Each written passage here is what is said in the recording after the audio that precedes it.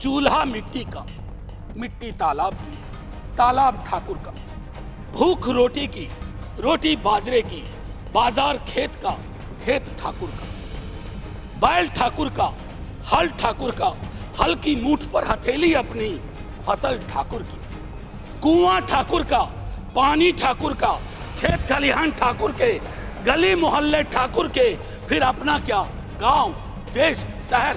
और मैं फिर से क्लैरिफाई करता हूं, वो ठाकुर मैं भी हूं, वो ठाकुर संसद में है, वो ठाकुर विश्वविद्यालयों में है, वो ठाकुर विधायिका को कंट्रोल करता है। इस ठाकुर को मारो जो हमारे अंदर है। जो बोल गए, अब उसको आप चलाते रहिए, हो गया। अब एक ही सवाल को आज जो है खुद ललन सिंह जो है मनोज झा के समर्थन में उतरे हैं। उन्होंने कहा कि आपने उस बयान को समझ नहीं पाए, आपने उस कविता को समझ नहीं पाया। ठीक, आप महागठबंधन में है और जेडीयू के राष्ट्रीय अध्यक्ष इस तरह की बात बोल रहे हैं। ठीक है, वो कौन क्या बोल रहे हैं हम नहीं उसको सुन नहीं रहे, हम देख भी नहीं रहे, सुन भी नहीं रहे। जिस पार्टी में चेतन आनंद हैं, उसी पार्टी का आपने एक तरह से मनोज झा का विरोध किया है, तो इसको लेकर नहीं लग रहा है कि आगे चेतन आनंद? अरे जो हमको गाली देगा उसका हम विरोध कर रहे हैं।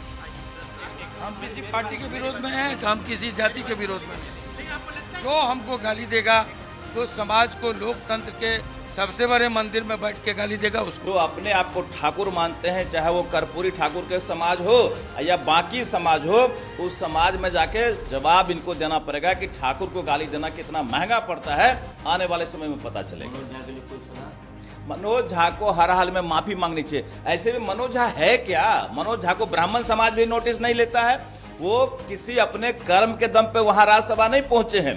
कौन सा कुकर्म के दम पे राज्यसभा पहुंचे हैं ये जग जाहिर है। और पुनः वो कुछ न कुछ कुकर्म करने में लगे हैं कि पुनः उनका राज्यसभा का टेन्योर खत्म होने वाला है, तो साजिश में लगे कि किसी तरह फिर से हमको राज्यसभा भेज दे। तो मुझे लगता है कि लालू परिवार उनका इस्तेमाल करके और उनको फेंकेगा और कोई फिर से मौका नहीं मिलने वाला है। और ब्राह्मण समाज भी उनको नोटिस में नहीं लेता है। वो ब्राह्मण समाज के कोई नेता नहीं है। ब्राह्मणों के लिए भी तो नुकसानदेह बयान देते थे। जिस समय 10% आरक्षण मिला था उस समय भी विरोध कर रहे थे। ये उनका सारा कुकृत जो है ना, पूरा जनता, पूरी बिहार के लोग देख रही है और आने वाले समय में हर चीज का हिसाब दिया जाए। आरजेडी के सबके बयान को गलत ढंग से, उनकी प्रोसीडिंग को, जो राज्यसभा का प्रोसीडिंग है उसको देखना चाहिए। आरजेडी के सांसद श्री मनोज झा जी ने जो बयान जिस पर विवाद है वो उनका बयान नहीं है, ये उनका वक्तव्य भी नहीं है, ये उनकी राय भी नहीं है। अपने भाषण के दौरान एक कविता, उस पूरे कविता को उन्होंने पढ़ा और खुद को ये कहा कि मान लीजिए कि हम ठाकुर हैं। तो उनका उद्देश्य मतलब ठाकुर से किसी समाज को इंगित करने का नहीं था।